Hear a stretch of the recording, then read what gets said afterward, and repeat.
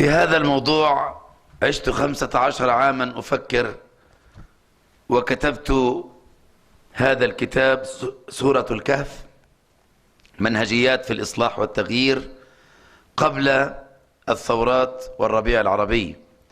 وبشرت في هذا الكتاب بالربيع العربي، وقلت سوف يأتي اليوم الذي يعيش فيه أصحاب الدعوات تحت الأرض. أنا دخلت سجن أبو زعبل وعشت أياما كنا 35 واحد في مساحة أقل من ربع هذه المساحة، 4 متر في 5، 35 واحد. كنا نقول عند النوم: باسمك اللهم أحشر جنبي وباسمك اللهم أنزعه.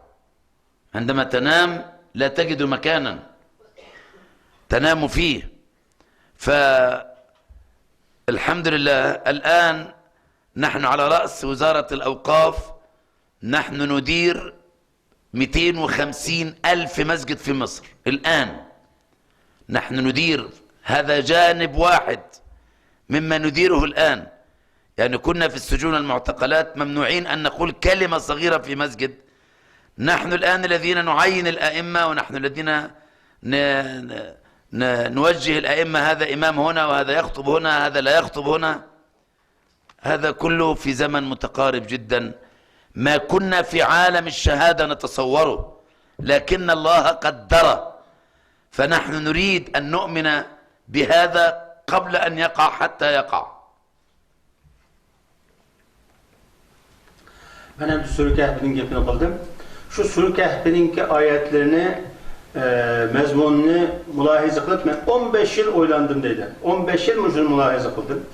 Ahırda bu Sure Kehf'ninki islahat ve özgertiş yolundaki buyrukları edilen bu kitabını yazıp çıktım dedi. Bu kitabını yazdığı vaxtımda Mısır'da özgürlük bulmağandı. Ben bu kitapta iman etküçü ve Allah'a davet kılgıçlar çoğun bir günü düşünüdü.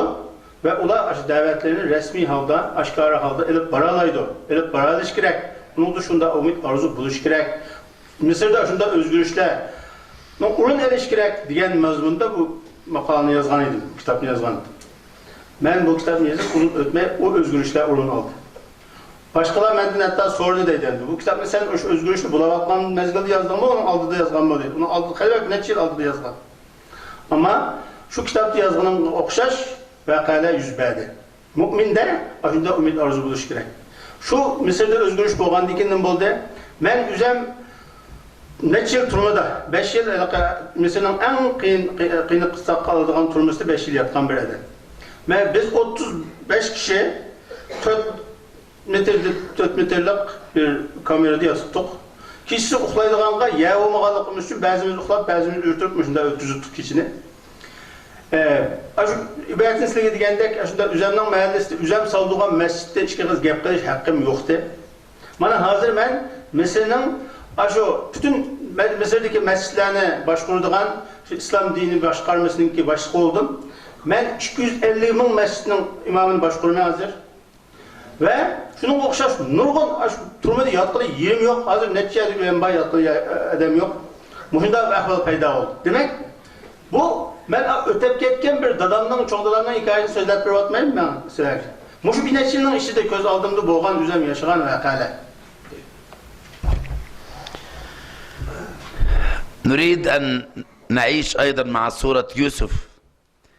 يبدأ صغيرا جدا، يبتلى وهو صغير فتنة الإيذاء من إخوته، ثم يخرج من فتنة الإيذاء ليتعرض لفتنة الإغواء من امرأة العزيز،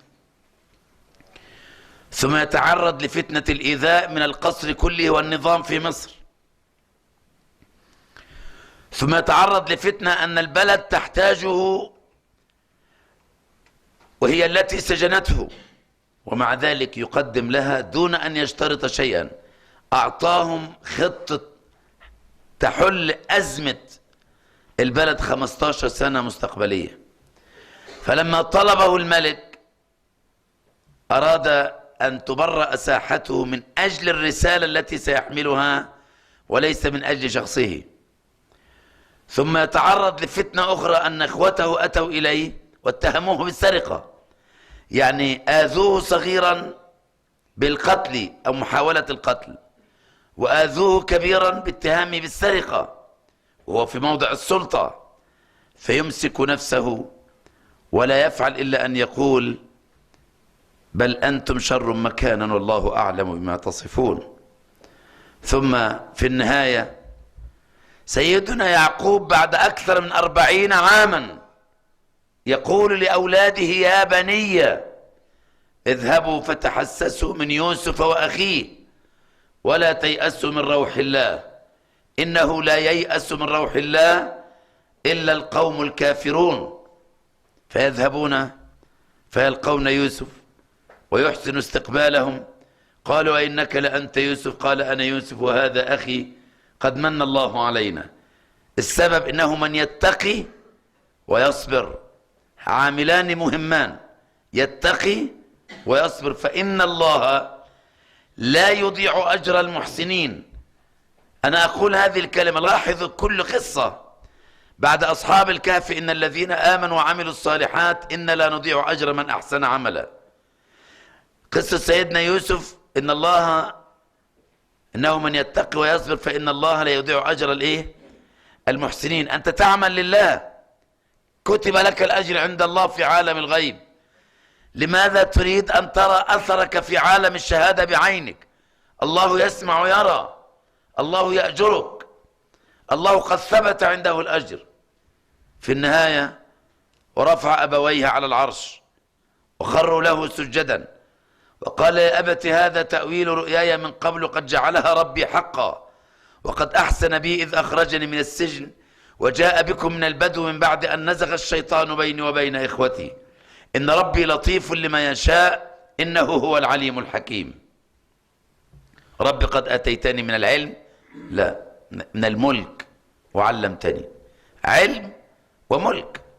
رب قد أتيتني من الملك وعلمتني من تأويل الأحاديث فاطر السماوات والأرض أنت ولي في الدنيا والآخرة توفني مسلما وألحقني بالصالحين. ذلك من أنباء الشهادة ولا الغيب؟ ذلك من أنباء الغيب نوحيه إليه. نريد أن نصدق عالم الغيب، أن نعيد صياغة إيماننا فلن نيأس أبدا. Biz her zaman Yusuf Aleyhisselam'ın göz aldığımızda tutuşumuz lazım ve Sure Yusuf'unki mezmunlarını hemiş mülahize kılışımız lazım.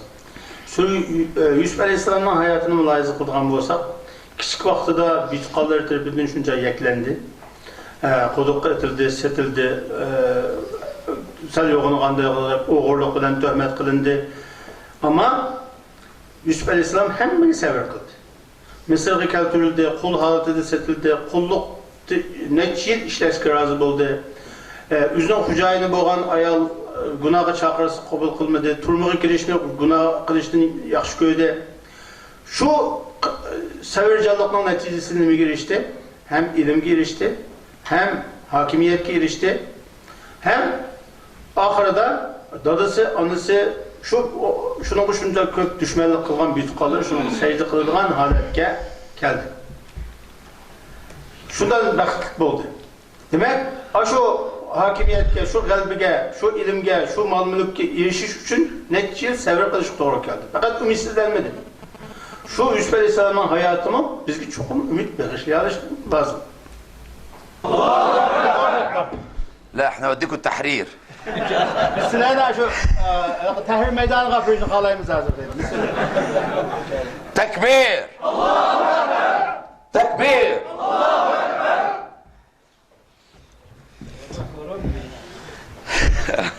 İnşallah.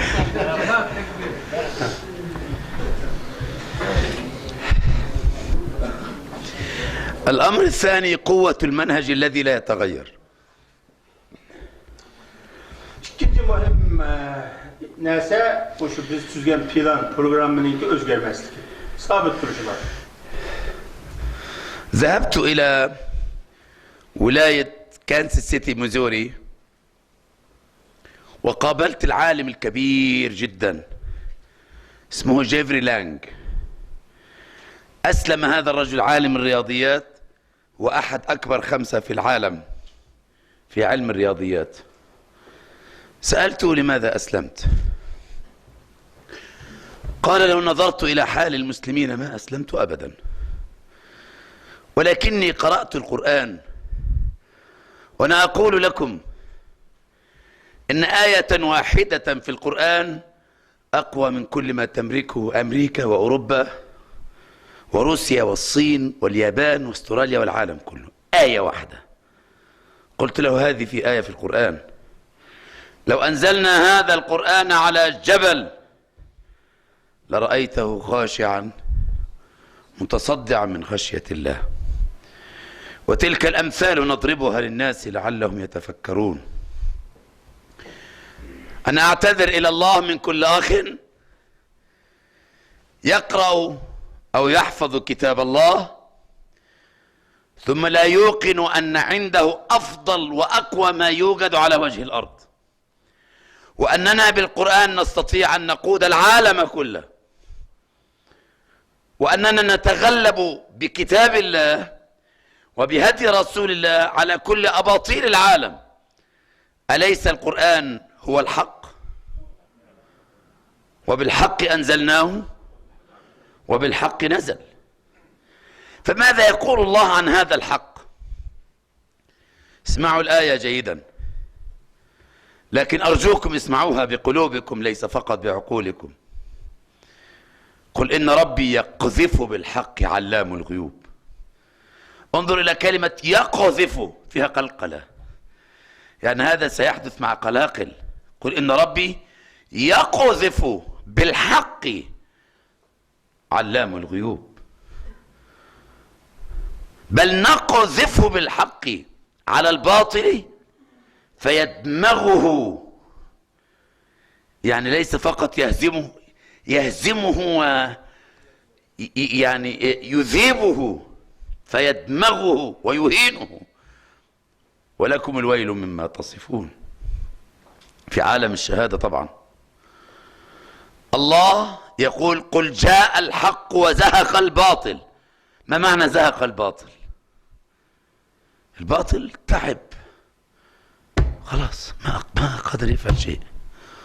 وقل جاء الحق وزهق الباطل إن الباطل كان زهوقا.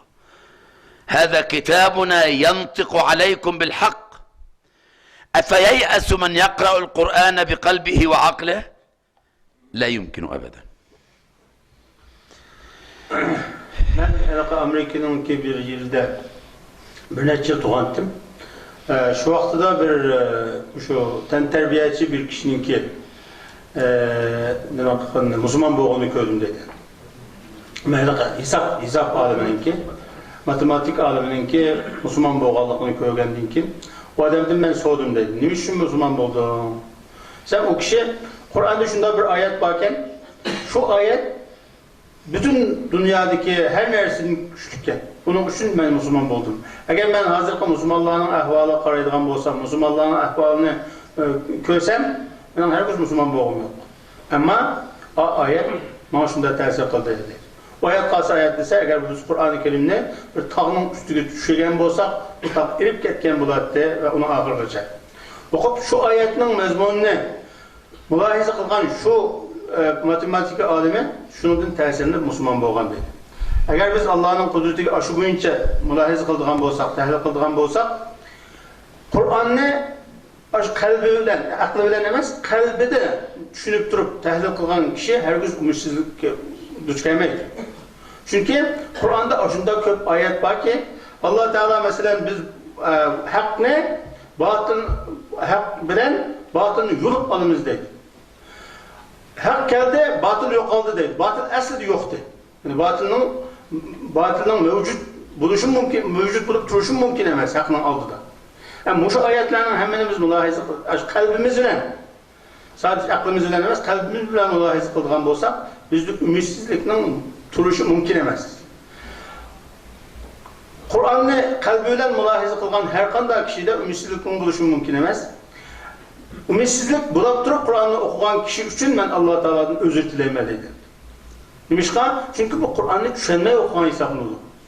Eğer Kur'an'ı rast düşünüp başını mülahize, hakiki kalbiyle mulohiza qila olgan kishi umidsizlikka duch kelmaydi hech qachon. أقول لكم إن كثرة النظر في الإنترنت والفضائيات جعل عقولنا ممتلئة ليس بالآيات القرآنية ولا الأحاديث النبوية حتى لو كنا نحفظها، لسان له الذي على السطح. هذه علة كبيرة، نجلس إلى آخر الليل مع الإنترنت والفضائيات ونتلقى الأخبار وتحليلات الأخبار وتتكرر ونسمعها عشرات المرات. وهذه الأخبار، أول رجل بريطاني وضع كتابا في علم الأخبار كان يهوديا، كان يقول نحن نقوم على إعادة تشكيل العقل، فالخبر عندنا ليس هو الحقيقة، الخبر هو الإثارة. فإذا عض الكلب إنسانا نحن لا نقول إن الكلب قد عض الإنسان كصحافة كتلفزيون، لا، ليس هذا خبرا. وإنما يجب أن نقول حتى يكون الخبر مثيرا إن الإنسان هو الذي عض الكلب. نحن نتلقى الأخبار بأن الإنسان هو الذي عض الكلب، لكن عندنا الأخبار في القرآن الكريم في قصة هدهد سليمان قال وجئتك من سبأ بنبأ يقين. Hazır şu internetlerde, televizorlarda her xil xabar, her xil ko'z qarashlarning ko'pligidan shuni qarab o'tirib biz haqni o'ylayolmaydigan, haqda to'g'ri mulohiza yurgizolmaydigan ahvolga tushib qoldik. Aslida bo'lsa bu xabar masalasiga kelsak, bu xabarchilikni birinchi bo'lib yo'l qo'ygan kishi Angliyalik bir Yahudi. U nima deydi? Biz xabarni taqishda insanlarınki seviyesine qarab turib, insanlarni qaysi tarafga yönlendirmoqchi bo'lsak, shuni qarab xabarni ijod qilib chiqamiz. Masalan, bir odamni bir ish ishlab olgan bo'lsa, biz uni falonni ish ishlab oldi deb xabarni taqatsak, u bir ta'sirli xabar bo'lmaydi. Ammo bir inson falonni odam ishni ishlab oldi deb turib xabar qilsak, o ta'sir qo'zg'aydi. Biz shunga o'xshash şu ahval qarab turib, vaziyat qarab turib xabarni ijod qilamiz. Haqiqiy xabarni bermaymiz dedi. Xabarni birinchi bo'lib xabarchilikni yo'l qo'ygan kishining gapi bo'ldi. Ana shunday bo'lgan ekan, biz haqni yaxshi mulohaza qilish masalasida ogoh turishimiz lozim demoqchi. أقول لكم يا إخواني وأحبابي في الله تبارك وتعالى، نحن لابد أن نقيم حلقات مع الناس نرجعهم إلى حقائق النص. لن تقرأ في أي جزء من القرآن إلا ستجد قصصا للقرآن الكريم، ثلث القرآن الكريم قصص فيه الحق والباطل يصطرعان، وفي النهاية فكلا أخذنا بذنبه، فمنهم من أغرقنا ومنهم من خسفنا به الأرض ومنهم الله أهلك الظالمين. ثم في نهاية كل قصة يقول سبحانه أكفاركم خير من أولئكم أم لكم براءة في الزبر. يقول وكذلك نجزي كل كفور، وكذلك نجزي من أسرف ولم يؤمن بآيات ربه ولعذاب الآخرة أشد وأبقى. الله يريد أن يقول ماذا؟ أن يقول هذا قانون، فإذا أهلكت الظالمين في الماضي فإني سأهلك الظالمين في الحاضر. ولذلك كنا في رمضان نصلي القيام مع إخواننا في دالاس في أمريكا تهجد في العشر الأواخر، وكان وردنا عند سورة الشعراء، وطلب الإخوة أن ألقي، أو الحقيقة الأخوات أحرص على طلب العلم من الإخوة حقيقة، يعني في العالم كله، هذه حقيقة. نعم، فالأخوات فوق قالوا خلوا الدكتور يعطينا خاطرة بين التهجد، فكانت الخاطرة مفاجئة. فمما كنت قد عايشته مع سورة الشعراء وأنا أصلي قلت يا إخوان اسمعوني جيدا، أنا أقول كلاما أستشرفه في عالم الغيب سيحدث غدا، سيكون عالم من عالم الشهادة بإذن الله. قلت إن سورة الشعراء تبين أن الله قد أهلك قوم نوح لفساد عقيدتهم، وقوم فرعون لفساد عقيدتهم وسياستهم، وقوم لوط لفساد أخلاقهم، وقوم شعيب لفساد اقتصادهم، وقوم هود لفساد صنائعهم، وقوم عاد لفساد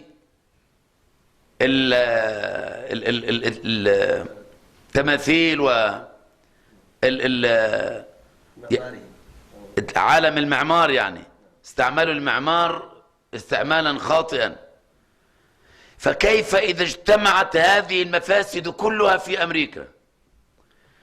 قلت لهم أقسم لكم بالله إن أمريكا ستأتيها قاصمة الظهر التي ستكون أضعاف ما حدث لقوم نوح وفرعون ولوط وشعيب وصالح وعاد، وسترون هذا قريبا بإذن الله تعالى.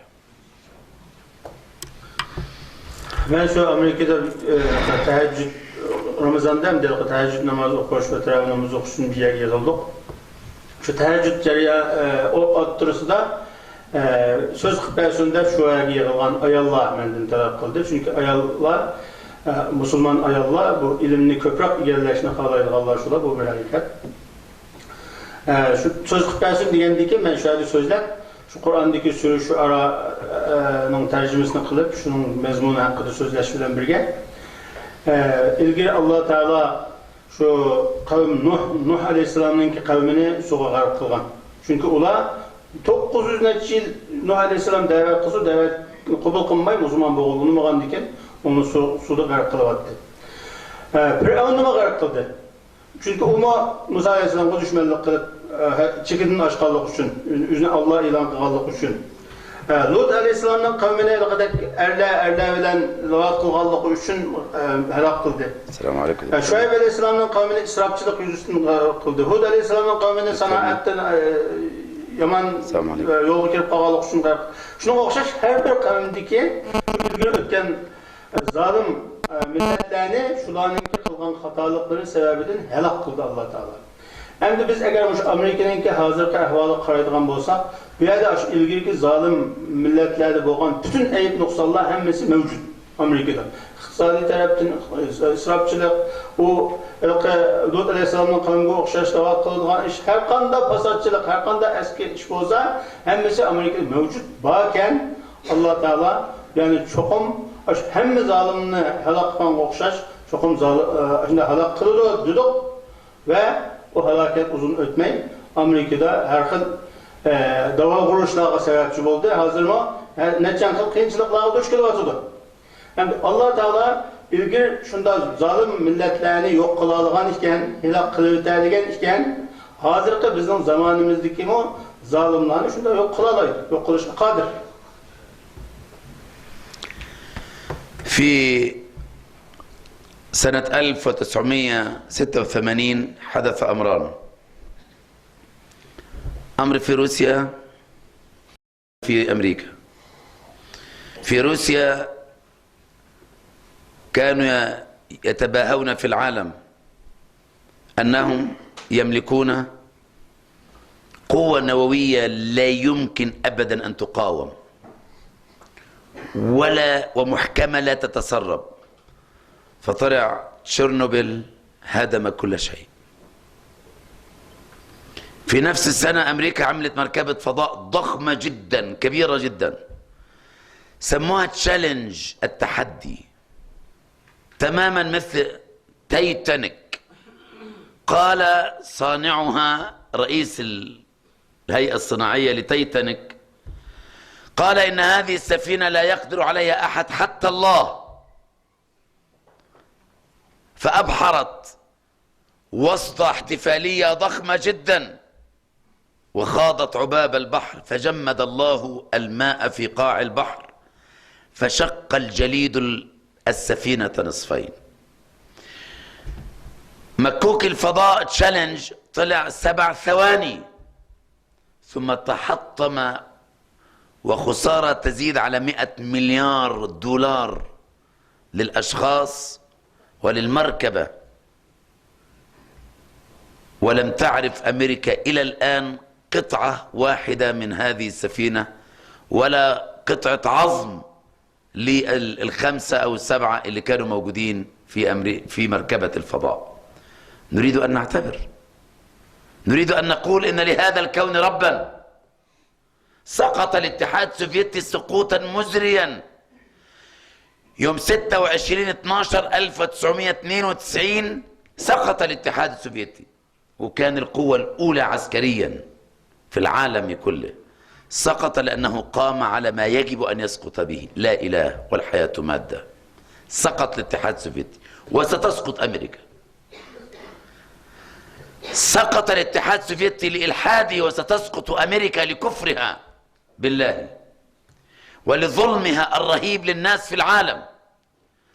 أمريكا تتبنى جمع الأموال في يدها، وهناك كل 5 ثواني بيموت إنسان في العالم بسبب الجوع وبسبب سياسة أمريكا. كل 5 ثواني، يعني على ما تخلصوا المعسكر ده هيكون أكثر من 1,000,000 واحد قد مات بسبب الجوع والفقر. الله لن يدع هؤلاء وأملي لهم إن كيدي متين، وكذلك أخذ ربك إذا أخذ القرى وهي ظالمة إن أخذه أليم شديد. فثقوا في الله تبارك وتعالى.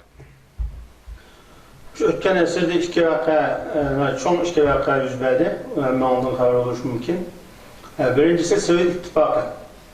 Sovyet İttifakı dünyadaki en askeri taraftan en güçlü, atom gücüne ega bo'lgan bir devlet idi. Hemen bilisizler. 1991 yılı bu parça olarak gitti. Atom gücümü, yeni bilmesimi, iktisadımı, askeri gücümü hiç neyse kağa gelmedi. Şu olup gitti. İkinci bir vaka, Amerika'da bu vakaya gelsek, Amerika 1903 yılı Titanic kemisini icat kılıp çıktı. Ve şunu yasagan kişi ne dedi? Bu Titanic kemiske, parfutuğa hiç kanda insanın güç etme, hiç kanda düşman mı bunu hücum kısmı yoktan etemez. Çünkü şunda güçlü, şunda çoğun her taraftan ait bak müdafiaga karşı güçlük yasalganlık için bunun Allah'ın namı güç yetmeydi de ilan kılıp etti. Kimin başta çıksagan günü. Aradan uzun ötmedi. O kime şu Amerika'da kitapta vakitte muz takıp bir şüşken oldu. Kimideki netçimen adam öldü. Hazır kadar o kiminin bir tane parçasını tapanmalı Amerika hükümeti. Amerika hükümeti şu kimide ölgenlerine $100 milyar plan ödedi. Durgun ziyan oldu. Yani bunlar nemini gösterdirse yani Allah Teala'nın kudretini gösterdi. Güç kuvvetini gösterdi. Rusya şu Sovyet İttifakı şunda parçalanıp yok alğanğa okşaş. Hazırmı zulüm kılıp atkan bozdu. Bu hazırki halatının parçalanıp yok aydı inşallah bir günü. Amerika'nın mı hazırki hakimiyet devri tükeydi. Çokum bir günü. Çünkü hazır her 5 sükunutta bir insan dünyada açlıktan ülavatıdır. Bunun sebepçisi kim degendi yani Amerika. Amerika'nınki dünya karatkan siyasetinin sebebinin her 5 sükunutta bir adam açlıktan ülavatıdır. Biz müşahede şu yığınımızı tüketip koğuşça belki neçe milyon adam düşünmük. Hata siyaset, zalim siyasetinin acısı. Bunun için bu zalimi çokum bir günü yok aydı. Şuna okşaş başka zalimler yok aydı demek. Bunun için hemimizin ümitli buluş lazım. يا إخواني آيات الله سبحانه وتعالى تتحقق لكن تحتاج كما قال النبي صلى الله عليه وسلم لأصحابه ولكنكم قوم تستعجلون. نحن نتعجل لكن الله لا يعجل كما قال النبي صلى الله عليه وسلم. الله لا يعجل لكننا نستعجل. انظروا ليس إلى يعني هذه الجوانب من انظروا إلى بعض الأشياء التي تتحقق في أرض الواقع. في أرض الواقع في فرنسا إحصائية تقول 45,000 واحد أسلموا خلال 3 سنوات. 45,000 واحد خلال 3 سنوات أسلموا. في أمريكا وأنا عشت في أمريكا 9 سنوات. سنة 96 أمريكا وضعت على صفحتها صفحة الحكومة كل عام يسلم 16,500 17,500 واحد أمريكي. وبتقول أمريكا the first religion growing up in the USA only Islam. الدين الوحيد اللي بينمو في العالم هو الإسلام اللي في أمريكا. وأنا قلت لهم أنتم مخطئون، الدين الوحيد الذي ينمو ليس في أمريكا وحدها وإنما في العالم كله. حجم التدين الذي يزداد في العالم كله ودخول الناس في الإسلام وحفظ الناس القرآن بعد أحداث سبتمبر. أنا أؤكد لكم أن أكثر من 30,000 كل عام يسلمون في أمريكا، مش 17,500 كما يذكرون. 30,000 في دراسات علمية معمولة في أمريكا على هذا بفضل الله تبارك وتعالى. فالخير ينتشر في أماكن شتى من الأرض ويزداد في أرض الواقع، تزداد قوة الإسلام والمسلمين. لا تنظر إلى بقعتك التي تعيش فيها، انظر إلى الأطموسفير، الأجواء العامة التي تنفرج حولك. ولولا هذا ما كنا نجلس في تركيا في هذا المكان. اعتبروا من هذا، هذا هو الواقع الذي نعيشه نحن الآن. نحن نتكلم في الميكروفون ليس في الكهف. Fransiyada yılda 3 yılda 45 bin kişinin Müslüman bolğanlığı yazıldı gazetlerge. Ama Amerika 9 yıl yaşadık, çünkü Amerika'nın haberlerini cevap bölümü. Amerika hükümetinin üzey yılda 17 bin Amerikalık, 17.500 Amerikalık Müslüman bolğanlığı da ilan kıldı. Ameliyatda aşağıdaki İslam teşkilatlarının ki elip bağın sana minister bulup mu 11. sentyabrdan keyin yılda 30 bin kişinin Müslüman bolğanlığı ispatlandı. Yani 11. sentyabr vakasından keyin bu Müslümanlar kılgan vakada bütün Amerikalılar İslam'a hücum kılışına başladı. Ama İslam yerde bunun tertörüsü, şularınki arzusunun tertörüsüce İslam takımı kuşunuşu başladı. Amerika hükümeti üzeye hazır, Amerika'da en tez tarlavatkan, en tez terakki kılıvatkan bir ladin İslam dinine de üzeye itiraf kılıp ilan kılıvatıdı. Ama ben demek ki İslam dini bütün Amerika demez, bütün dünyada tarlavatıdı, bütün dünyada terakki kılıvatıdı, tez adı ilgilavatıdı. Yani demek bütün dünyada hoşunda yaxşı işler, hayırlı işler tez kengivatıdı ve kuşunup gitip vardı. Biz yüzümüz yaşayan yerdeki lan ehval kalıp demek etrafa karışımız lazım, dünyaya karışımız lazım. Eğer biz aşağıda dünyaya karamayıp yüzümüzün etrafa karaydıgan boğan bolsak, biz bir yer kelip Türkiye'ye kelip bu yerde yerine çıkıp oturuşumuzun haceti yoktu. Demek bu yer kelip biz hazır, o da önkünün işi demez, mehfi halde davet demez, aşkar mikrofon bilen davet kılıvatkınımız, bizim uzaklı küreli geldikimiz. Ve uzak bir işlerini, çoğun bir işlerini filan kılıvatkanlığımızın direkt bir işleri. أريد أن أعطيكم أيضا بعضا من الأمور السريعة عن تاريخنا الحافل. أنا حقيقة أتعجب أن إخواني لا يثقون في التاريخ كما يثق فيه الصهاينة. وسأحكي لكم قصة. بعد أن دخلت أمريكا في مارس 2003 إلى بغداد وهدموا كل شيء وقتلوا وفعلوا الأفاعيل، دخل مستشار السفاح شارون، دخل وزير الدفاع الصهيوني على مستشار شارون، ساعتها كان رئيس الوزراء، عليهم لعائن الله المتتابعة إلى يوم القيامة جميعا. فوجد مستشار شارون حزينا، وزير الدفاع داخل فرحان، خلاص احنا دخلنا على بغداد، هيبقى من النيل للفرات خلاص.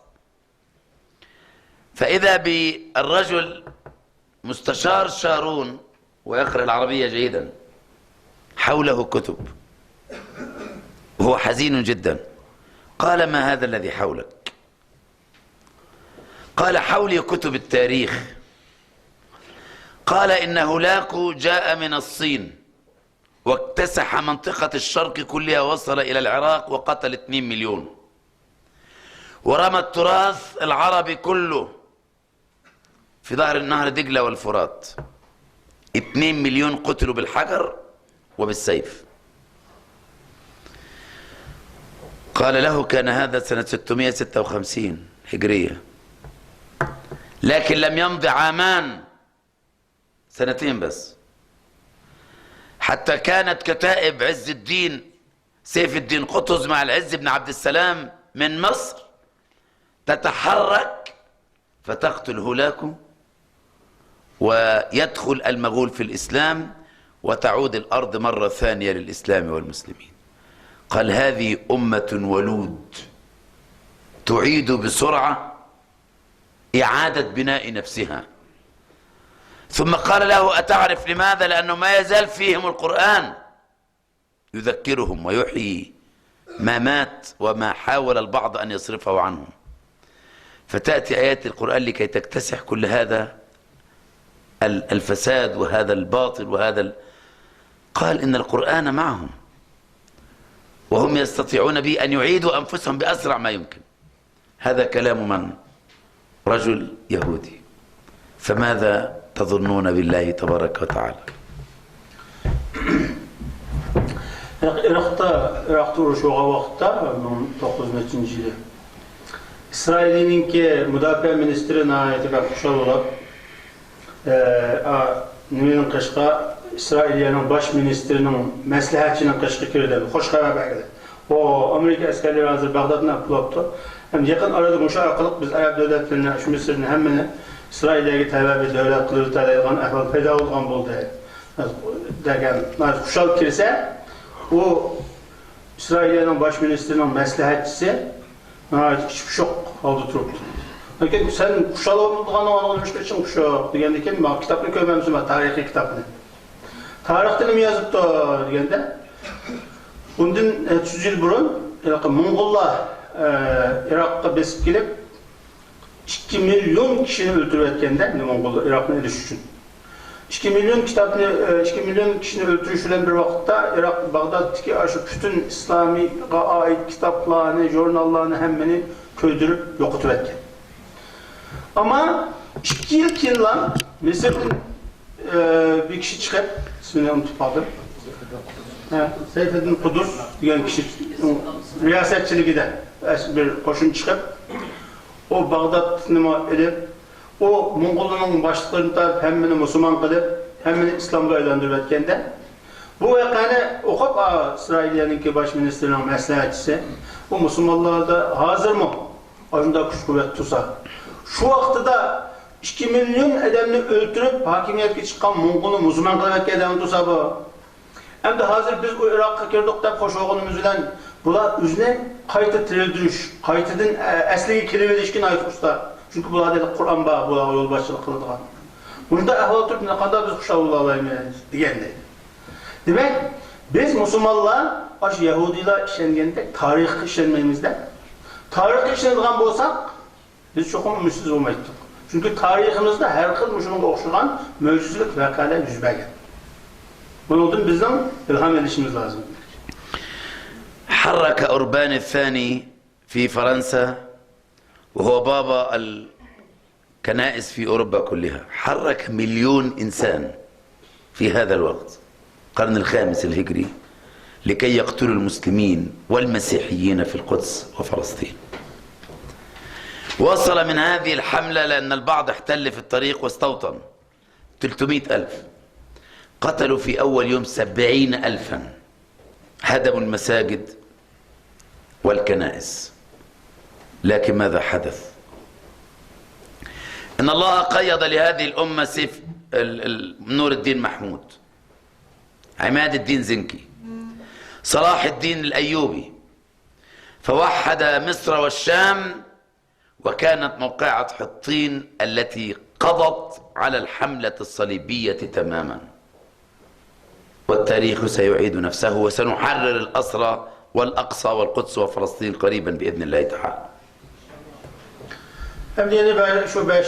əsrdə yüz bəlgən vəqələrdən biri, İslami 5. əsrin demək ki, Fransiyada bir baba, Hristiyanlığınki babası, papası, 1 milyon insanını toplab, hərəkət kəldürüb, İslamını bir yox qılıb etilən memləkətdə qarağa.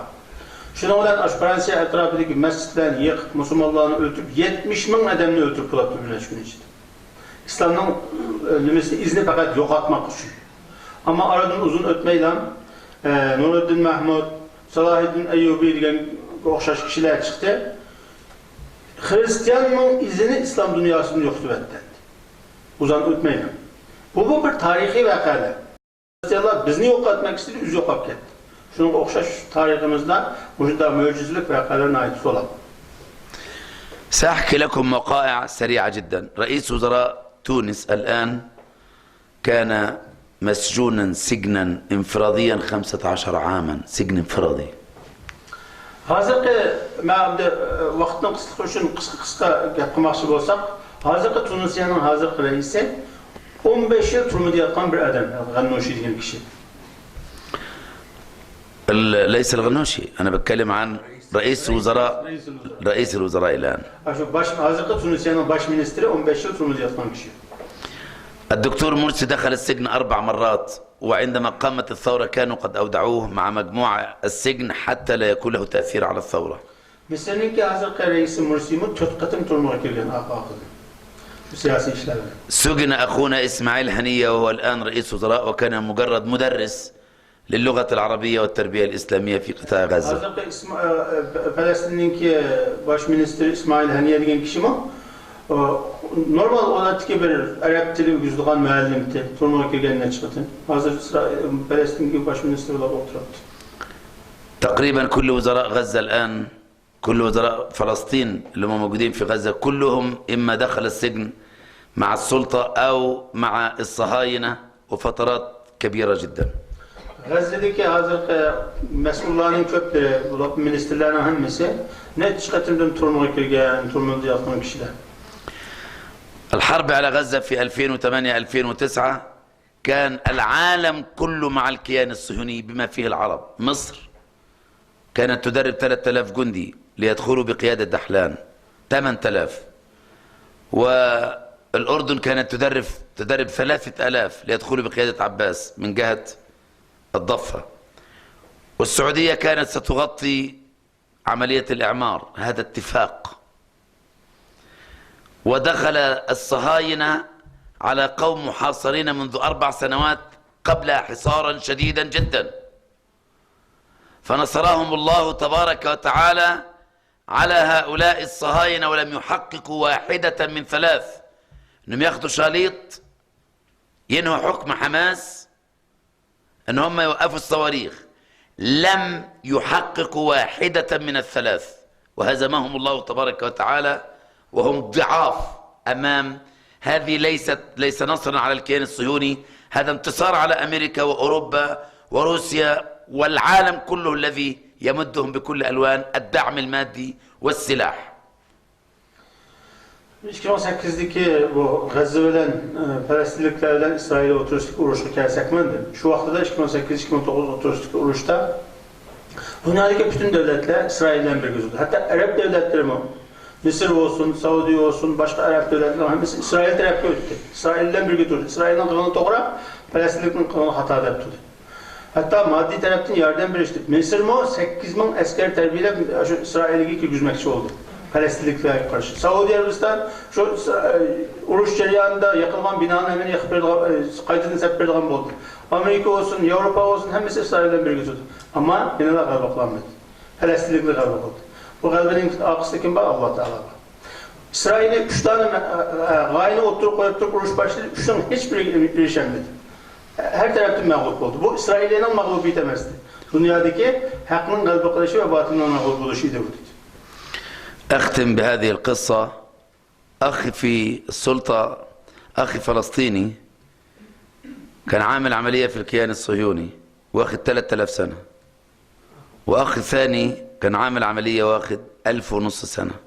طبعا بيعدوا عدد القتلى، كل واحد مقتول بيديله 100، يعني 100 سنة 99 سنة على كل واحد مقتول، وتقريبا 50 سنة على كل واحد مجروح جراح شديدة يعني. فأخونا اللي واخد 3000 سنة بيقول للضابط بتاعه أنا عندي أمل أن أخرج من السجن وأن أقتلك. وكتب رسالة للأخ اللي عنده 1500، اللي واخد 1500 سنة، بيقول له أنت هتطلع قبلي، يبقى بلغ الرسالة دي لأهلي. ما رأيكم ان في صفقة الاحرار مع شاليط الاثنين طلعوا متجوزوا وخلفوا اولاد دلوقتي؟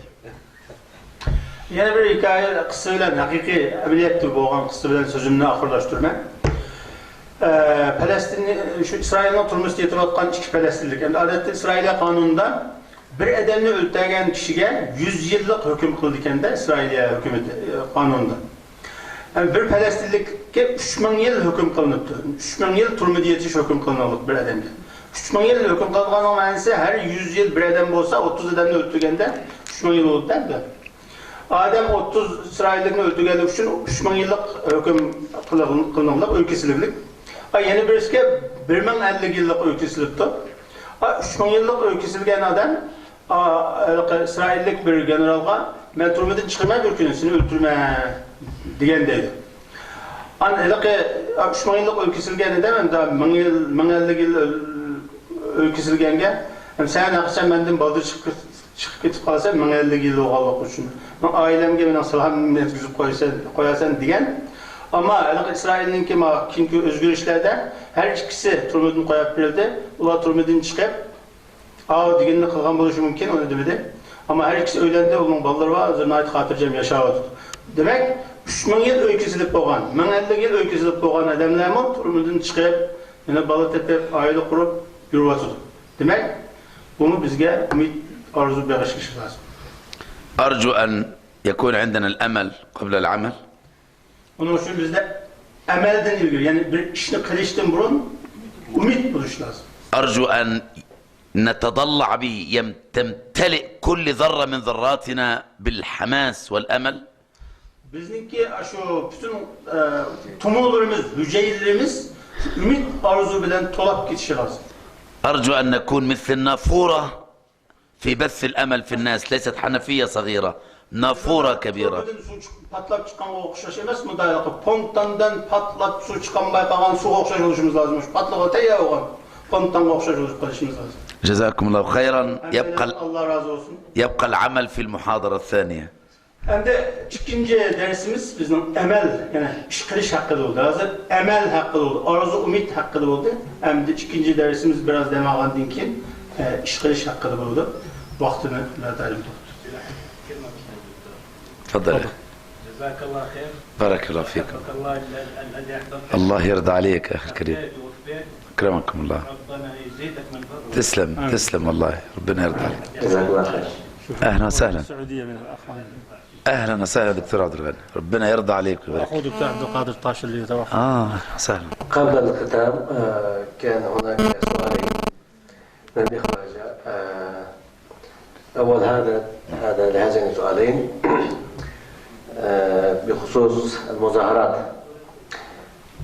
يقول الأخ: هل المظاهرات والاحتجاجات حرام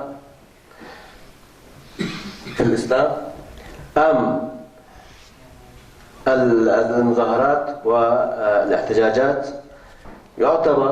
تعتبر من الجهاد؟ ما هو موقف الإسلام من المظاهرات؟ نرجو أن تجيبوا على هذا. مظاهرات في الخليج حرام وفي العالم واجبة. Nazır sorulgan sualları kadar namayiş kılış İslam'da haram mı? Ya yol koyulgan bir ibadet cihat hesabından da dep sorulganda bu kişinin bergen cevabı ama Paris koltuğu Arap devletlerinde adı devlet var mı? Halic deyiz Arapça mı şu? Saudi Arabistan, Kuveyt, Katar, Umman diyen devletler. نحن أمام haram. Haga yani vacip bu. نحن أمام الرسول صلى الله عليه وسلم عندما أسلم سيدنا عمر بن الخطاب وخرج في صفين هو على رأس صف والحمزة على رأس الصف يعلنون تحديا للمشركين بطريقة سلمية أننا لنا حق أن نعبد الله كما أن لكم حقا أن تكفروا بالله وتعبدون الأصنام. Peygamber Aleyhisselam'ın zamanında Mekke'de Müslümanlar şunda aciz vakitti mi? Hamza razıyallahu anh'u akı burmuş edemini sep çıkıp nimdi. Sila Allah'a şirk keltirişke hak boğan dek biz mi Allah'a ibadet kılışke haklayak hep müşrikine oturuşu kanka meclisini kerep çıkalıgan. Şu çağı öldürü yetişten yeni bir mişkılışını kutmagan.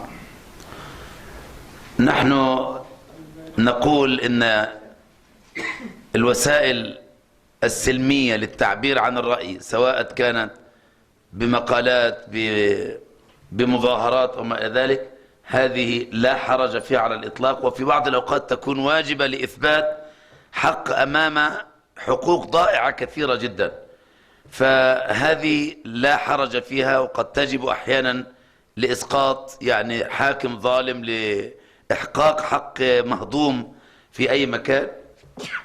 الحمد لله. من هداكم وأصلح بالكم. لكن لا بد أن تكون من خلال رؤية جماعية، ليست أفراد هم الذين يقومون بها فيلتهمون. يجب أن يكون هناك اتفاق، لأن الأعداد الكبيرة يحمي بعضها بعضا، لكن لو طلعت مظاهرة صغيرة في حتة ويعتقلوا ويسحلوا يكون هذا عبرة لغيرهم ألا يتنفس واحد بعد ذلك، فيكون ضررها أكبر من نفعها. فهذه تحتاج إلى مشورة ورأي جماعي، وليس انفلاتا من شخص هو الذي يعني مسألة طاء في دماغه يقوم واخد الناس وطالع. يجب أن تكون هذه المسألة بالمشورة. ونحن في مصر حتى المظاهرة الأخيرة التي فعلناها يوم الجمعة هذه كانت بالتشاور مع كل التيارات الإسلامية، وأيضا اللقاء الذي تم بوجود الرئيس في الاستاد الرياضي هذه تمت أيضا بالتشاور مع كل التيارات الإسلامية. نحن لا نفعل شيئا إلا بهذه المشورة وشاورهم في الأمر. Bu karşılık gösteriş dışlık hareketleri deyimiz hem de. Bu namayiş olsun, bir makale yazış olsun, kitap çıkarış olsun. Yani düşmenge karşı yazılgan her kanda neyse. Veya ki düşmenge karşı edip verilgan her kanda dışlık hareketleri İslam'da bazı çağlar vacip buludur bu cihat. Her vakit kısa buludur. Ama bununki bir asası var. Ait mühim bir tarafı var. Bu mesela şunda namayışla ya ki şunda dışlık hareketleri köpçülüknün fikrini algan halda, köpçülük bilen məsləhət kılgan halda köp fikir toplagan dinkin elip barıdığan hareketler. Eğer köplük olmay, onu da azsallık bulap az bir edenle namayışlı çıksa, onun hemmisini düşman ya öldürüydü de ya yokturdu da, onu da king kagalla neçə yıl geçe boşuna mı tapanmaydı. Bu yokap gidiyordu. Bunda boş olmaydı. Bunun evvelen fikir toplaşmamız lazım, güç toplaşmamız lazım. Bunun için bu hareketle ötüşmemiz lazım. Biz Mısır'da mı hazır hakimiyet kolumuzda durup mu her kandak aşında dışlık hareketlerini Mısır'daki bütün gruplar, bütün İslami hareketlerden məsləhətləşkən halda fikir birlikinin bir yer keltirip durup onun dikini kılımız. Bunda köpçülük bulmayı durup bunda işler kılsa bulmayı. نعم. السؤال الثاني هو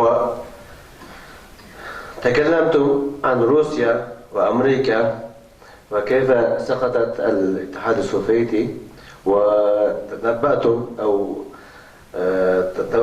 أعطيتم توقعاتكم في سقوط أمريكا قريبا، والآن نحن كمتأثرين من احتلال الصين نحب أن نسمع منكم بخصوص الصين. الصين الآن كما تعلمون تعتبر من دول العظمى، وما هو توقعاتكم بخصوص الصين؟ أتوقع أن الصين سوف ترضخ للتغيرات الجسيمة التي سوف تحدث في المنطقة العربية والإسلامية. الصين ليست صاحبة أيديولوجية صليبية كما هو الأمر في أمريكا، وليست عندها رغبة إلا أن تسوق، يعني تكون لها قوة اقتصادية وتحتفظ بهذه القوة الاقتصادية في العالم. الشيء الهام جدا يوم أن تشعر الصين أن شراء سلعها والمكان الأكبر الذي يشتري منها في العالم الآن هم المسلمون، أن هؤلاء المسلمين وللأسف الشديد أنا تحدثت مع كبار التجار العرب في جلسات متفرقة، قلت لهم اعملوا نتورك بينكم بحيث أن الدولة التي تهين مسلما تهين ثابتة من ثوابت العقيدة الأخلاق الشريعة الإسلامية لن نشتري منها. الشركات التي تستهين، شركات صينية تضع اسم الله على الأحذية للأولاد ثم لا نفعل شيئا. قتل إخواننا بالجملة بهذه الطريقة البشعة المستترة دون أن يسمح لأحد أن يدخل لكي يبين ما يجري في تركستان وغيرها. أنا أقول التغير الكبير الذي سيحدث في العالم العربي والإسلامي سيجعل الصين رغما عنها تنفتح على المسلمين وتعطيهم حقوقهم، ثم المسلمون بهذه الطريقة سوف يكونون أصحاب دعوة وانتشار في المجتمع. صحيح أن هذا سوف يأخذ وقتا لأن المشوار الحقيقة طويل والعقبات ليست قليلة، لكنه في النهاية بإذن الله تبارك وتعالى أتوقع أن تكون هناك بإذن الله تمكين للإسلام والمسلمين في الصين نفسها وليس فقط في العالم العربي. Sorulgan sualda endi siz Amerika'nın yakında yok olganligini, hakimiyetinin tushirganligini, Rusiyaning yo'qolganligini so'zladingiz. Ama Xitoy haqida bir narsa dedingiz. Xitoy qachon yiqiladi? Ya Xitoy yiqiladiganligi haqida sizning ko'rishingiz qanday degan so'ralgan savol ekan. Bunun qarata bu kishiga javob bergan endi. Xitoyda cho'qim o'zgarish bo'ladi. Bu sizlarning olib borgan harakatinglar orqali bo'ladi inshaalloh. Endi Xitoyni men zikr qilmaslikda Xitoy bir ideologiya sahibi emas. Amerika'nınki üzünki bütün dünya halkını bir taraf ediyorken bir ideologisi var. Rusya'nın şundaktı, komünizm tarafı çakırdı demedimni. Ava kapitalizm tarafı çakırdı. Ama Xitoyda onda bir ideologiya, müstakil bir ideologiya yok ayrım. Bunlarınki bütün bağı yok, maksidi pul tepiş. Dünyanın gollab, iktisadını güçlendirişinin ibaret. Hazır şundak kitap atıdır. Ben bir neçe degen çoğun şu İslam dünya mesulları bilen ve alimleri bilen her tabaka kişiler bilen bu çok talaşta çıkılma deydim. O Xitoyda şunda Müslümanlığa zulüm kılıvassa, hatta üzerinki şu sanayetinde mi İslam'la harlavassa, ayağının ki aslında Allah degen sözünü yazıp Müslümanlığa satıvassa, ayağında köpçülük Müslümanlığını öldürvassa Türkistan'da. Ve Müslümanlarını verip ziyaret kılışkı ruhsat kılmışsa, yani boğan ahvalını küzütüşkü ruhsat kılmışsa, muşunda bir devletten demişki biz mal alamayız. Mal edişip tokut versek boğmamdı o. Depçe kadar bilen ben takaldışıma, sözüşüme vardı. Bu Xitoy çoğun bölkünü, bu şu İslam dünyasının ki Xitoy'nın belini köp alıdığanlığı sebeplik, yüzden siyasetini özgürtüşkü mecbur, yakından. Bütün Müslümanlarınki talebini kabul kılışka ve Müslümanlığa hak hukukunu bilişke mecbur. Bu vakti işi mümkün ama bulduğallığı çokum. Bununla Allah'a imanımız boğan için çokum işimiz gerek. Xitoyda çokum özgürlük 101'di. Kaçan 101'di kesip gelmeyimiz ama çokum 101'di ve Allah'ın ümit kessek olmaydı demek.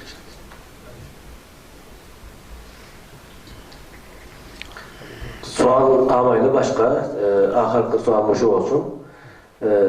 Çünkü vaktimiz yok. Vaktimizi xirek eşip ettik, asr namazı bulup gitti. أنا ما فهمتش حاجة. نعم. الإخوة يسألون كثير، هناك أسئلة كثيرة وأنا رجوت من الإخوة حتى لا يسألوا هذا سؤال الأخير فقط. لا أنا ما عندي مشكلة لكن أنا لأن الإخوة أريدهم أن يستريحوا بعد الوقت. نعم. الإخوة متعبون والوقت تأخر.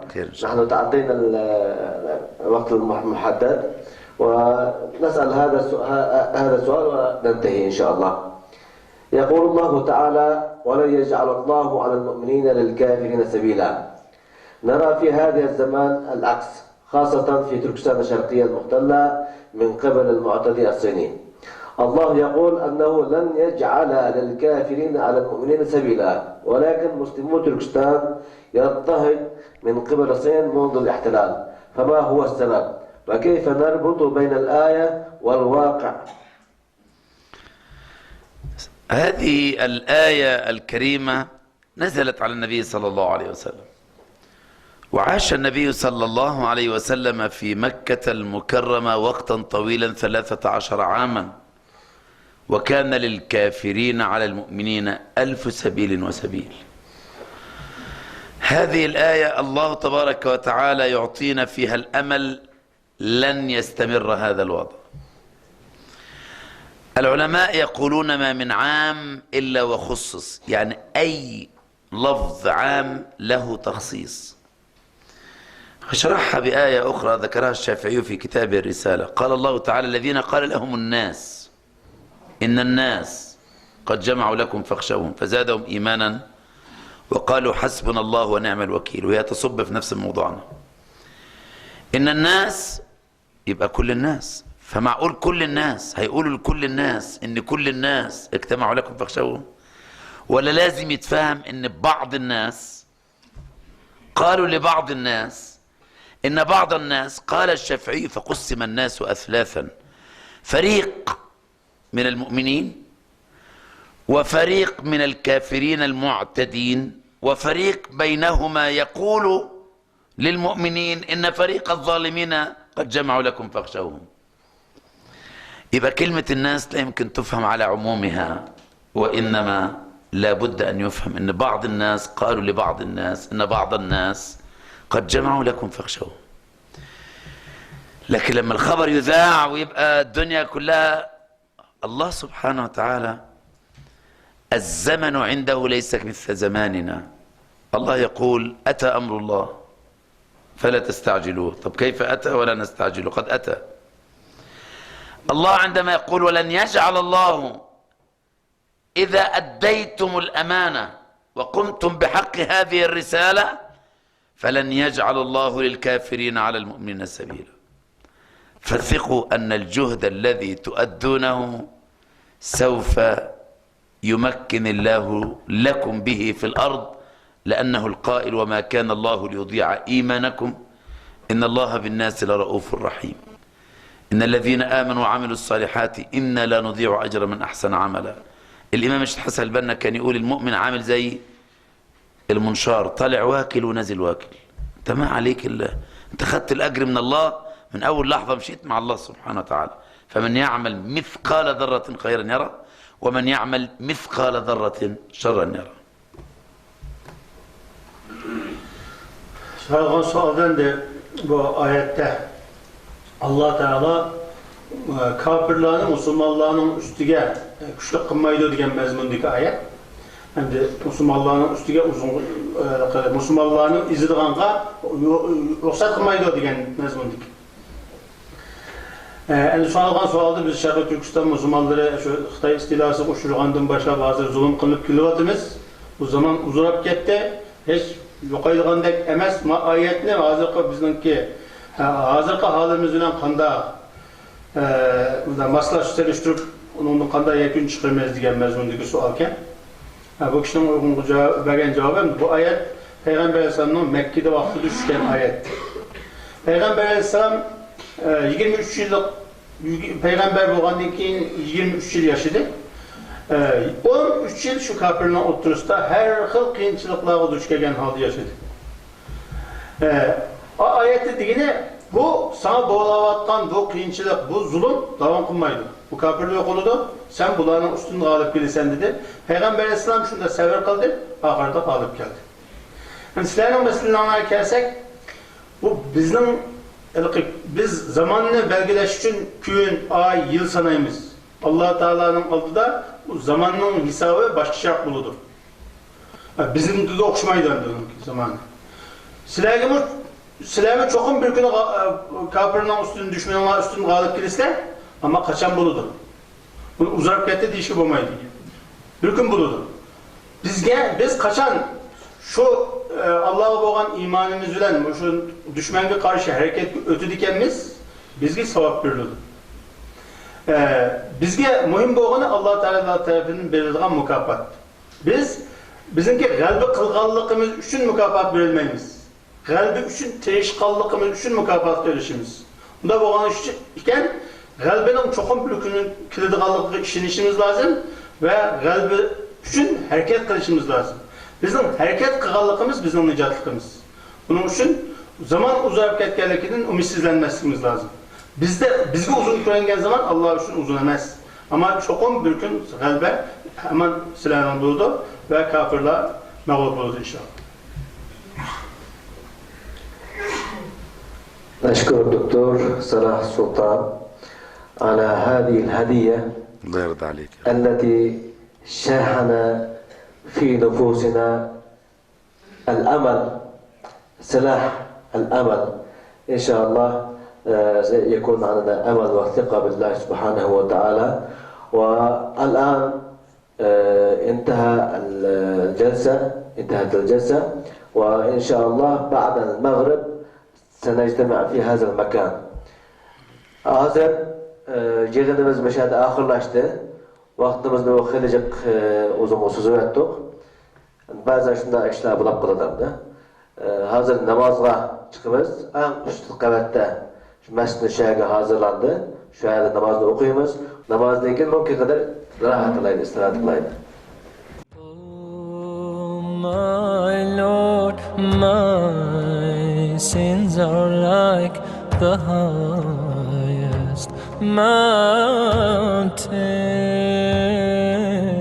My good deeds are very few. They're like a small pebble